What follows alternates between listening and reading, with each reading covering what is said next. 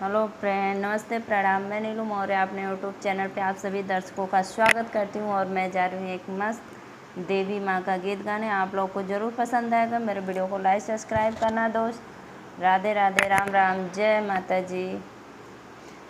फेरी दा नजरिया एक बार ए भवानी मैया, फेरी दा नजरिया एक बार ए भवानी मैया, ए हो भवानी मैया, ए हो भवानी मैया, फेरी दान जरिया एक बार ए भवानी मैया, फेरी दान जरिया एक बार ए भवानी मैया, फेरी दान जरिया एक बार ए भवानी मैया, बिनती करीला बारंबार ए भवानी